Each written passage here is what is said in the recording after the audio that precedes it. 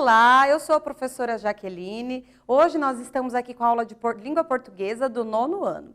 A aula de hoje é uma revisão do conteúdo a respeito da colocação pronominal, que a gente já esteve vendo nas 2 últimas aulas. Vamos ver os objetivos da aula? Seria relembrar o uso dos pronomes oblíquos, compreender a colocação pronominal, assim como a utilização da próclise, ênclise e mesóclise, e reconhecer os pronomes demonstrativos. Para início de conversa, eu trago para vocês uma tirinha do Agar, e aí ele diz o seguinte para o amigo dele: é hora de pegarmos as riquezas dele. Espere, estamos na época do Natal, é tempo de dar. Nós lhe daremos 30 segundos para se render. Esse é o espírito. Então, ali nessa tirinha, ele, como era a época de Natal, deu 30 segundos para o inimigo se render. A colocação pronominal. Vamos relembrar algumas coisas que nós vimos na aula passada. Aqui nós temos o Calvin, ele fez um barulho muito feio na mesa, fez um arroto. E aí a mãe disse: Deus do céu, Calvin, o que se diz depois disso? Aí ele disse: acho que passou um navio. E aí ela ficou brava: o que se diz? Esse suco desceu melhor do que subiu. De novo a mãe brava com ele: mas uma e você está fora, garoto. Se diz, me desculpe. Foi o que o Calvin aí no final se rendeu à mãe e pediu desculpa. No último quadrinho, o Calvin finalmente diz o que a mãe quer ouvir. A fala dele revela um uso da colocação pronominal em acordo ou desacordo com as regras prescritas pela gramática normativa. Nós havíamos visto na aula passada algumas questões relativas à próclise e à ênclise. Eu quero que você pense um pouquinho. O jeito que o Calvin falou, está de acordo ou desacordo com a regra? Com base na colocação pronominal nessa tira e levando-se em consideração sua experiência como usuário da língua, você afirmaria que o Calvin utilizou um registro formal ou informal da língua quanto à colocação do pronome oblíquo, quando ele disse me desculpe? Vamos pensar? No trecho, se diz me desculpe. O pronome destacado foi usado de acordo com a norma culta? Comente. Eu espero vocês, eu falo com vocês daqui a pouquinho.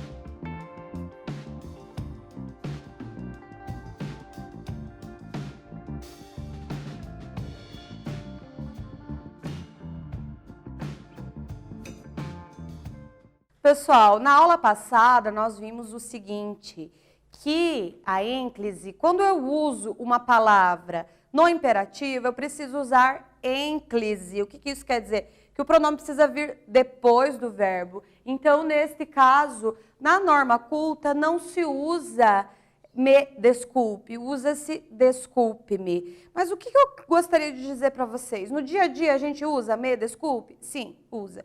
Quando você for escrever, quando você estiver em um ambiente mais formal, o correto é desculpe-me, ok? Então, nós devemos usar ênclise com o uso do imperativo. Vamos observar essa tirinha aqui. Vou dar um presente para a mamãe como forma de amor. São os dentes de um cara que xingou ela. Olha que presente bacana, gente. Que tal? E aí o outro diz, muito sensível. Ok? Vamos refletir. A construção xingou ela. Exemplifica a opção corrente. Utilizar o pronome reto, indiferentemente esteja ele exercendo a função de sujeito ou de objeto direto. Construções como encontrei ela, beijei ele, estão presentes em textos informais, orais e escritos, enquanto construções como encontrei-a, beijei-o, se fazem presentes em textos com maior grau de formalidade, principalmente os textos escritos. Então, na verdade, se você for pensar, de acordo com a norma culta, é eu a beijei em vez de beijei ela, eu a vi em vez de vi ela, eu beijei-o em vez de beijei ele. No dia a dia a gente acaba falando assim, mas se você for escrever ou se você estiver em um ambiente mais formal, o correto é se utilizar da norma culta. Assinale a alternativa que contém erro quanto à colocação do pronome de acordo com a norma culta. Vamos ver. Letra A. Entregou a carta para ela. Ele entregou ela. Ele a entregou. Ela entregou a carta a ele. Qual dessas aqui está errada, de acordo com a norma culta? Eu aguardo você responder e já retorno.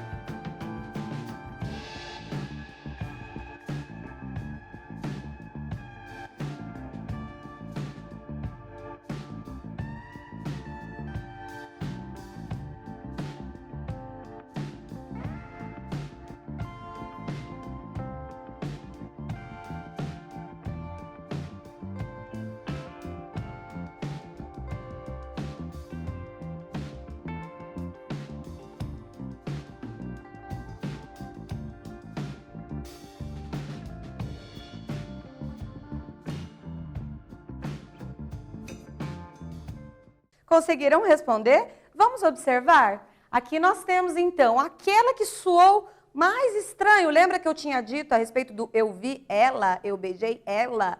Não se usa isso em norma culta. Então, aqui, ó, ele entregou ela. Não, ele a entregou. Ok, pessoal? Todas as outras estão de acordo com a norma culta. Vamos ver essa tirinha da turma da Mônica? Para mim, filhinha, comprou um vestido para mim? Que coisa linda, da cor que eu gosto. Ah, que pena, tá muito curto, o que eu faço agora? Aí a Mônica disse, empresta para mim. Então, vocês acham que ela teve segundas intenções ao comprar esse vestido? Eu acho que sim. No primeiro quadrinho, a frase comprou um vestido para mim apresenta um pronome oblíquo na função de complemento, ou seja, de objeto direto, mim. No quadrinho seguinte, a frase o que eu faço agora traz o pronome reto, eu, na função de sujeito do verbo fazer. Quando queremos nos certificar se devemos usar eu ou mim nas construções acompanhadas de preposição para, basta verificar qual é a função exercida pelo pronome. Se estiver na função de sujeito, usamos eu. Se estiver na função de complemento, usamos mim. Aí vamos observar. Este exercício é para eu fazer. Pediram para eu trazer o documento na escola. Escolhi Santa Catarina para eu passar as férias. Tem um truque mais fácil para você observar aqui. Se você olhar, se aquela palavra que vem depois daquilo que você tem dúvida, se é eu ou mim, for um verbo, fazer, ser, ali no caso, trazer, passar, aí é eu. Para eu trazer, para eu comer, para eu passar, para eu jogar. Veio o verbo direto, não tem vírgula, não tem nada, já é o verbo, então é eu, tá? Função de complemento, entregaram as flores para mim. Ó, não tem mais nada depois dele, não tem verbo. Então, nesse caso, é mim. Deram um disco de presente para mim. Estão vendo? Não tem mais nada. Para mim, isto é importante. Ali, pessoal, professora, mas tem uma coisa depois, sim, mas é depois da vírgula, não é verbo. Então, novamente, se depois do eu ou mim vem um verbo, então, para fazer, aí é eu, para eu fazer, para eu pular, para eu entregar, para eu ganhar. Nesse caso, eu, ok? Se não tem nada depois, ó, trouxeram esse doce para mim e eu gostei. Viram? Não tem verbo, ok? Então, nesse caso, precisa guardar. Se tem verbo, é eu. Não tem verbo, é mim. Vamos ver um exercício agora. Complete a frase com eu ou mim. O garoto pediu para Tananã ler a história. Para Tananã, ler é sempre um prazer. Ali você vai colocar o eu ou o mim. Cada um vai no seu espaço. Pense um pouquinho, complete a frase e eu já retorno.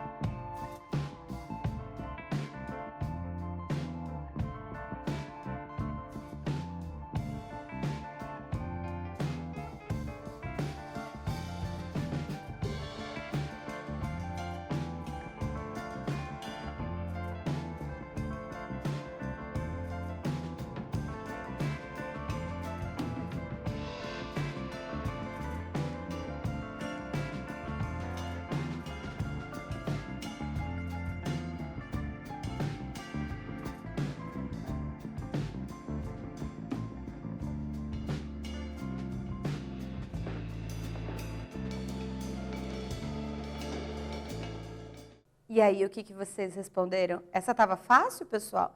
Estava muito fácil. Vamos observar aqui, ó. O garoto pediu para eu ler. Olha a presença do verbo ali, ler.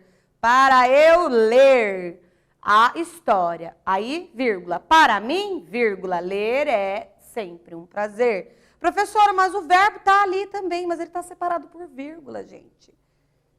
Ele iniciou um outro enunciado.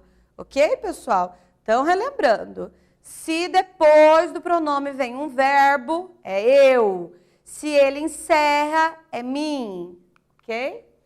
Vamos ler a tirinha. Eu trouxe este garoto para me livrar de um rato. Este gato, desculpa. Para me livrar de um rato aqui em casa. Boa sorte, então. Tchau. De nada. Olha ali quem que respondeu de nada. O ratinho que estava no chapéu dele. Observa-se que Agar se refere ao gato como este gato, já que o animal está perto de quem fala, no caso, primeira pessoa. Eu trouxe este gato. Na aula passada, nós vimos o seguinte. Nós vamos exemplificar o uso de este, esse e aquele. Foi o que nós vimos na aula passada. Este, perto de quem fala, perto de mim. Este é perto de com quem eu falo, que é perto de tu, perto de você. E aquele é longe de nós dois. Neste caso, quando ele disse este gato, é porque o gato estava no colo dele. Ó, eu trouxe esse gato aqui. Estava junto com ele. Este é sempre mais perto de mim. Esse, um pouquinho mais afastado de mim, é perto de você. Aquele é o que está longe de nós dois. Leia o poema. Aqui, nesta pedra, alguém sentou olhando o mar. O mar não parou para ser olhado. Foi mar para tudo que é lado. Nesse quiz, a gente vai analisar o poema. Então, vamos ler o poema novamente.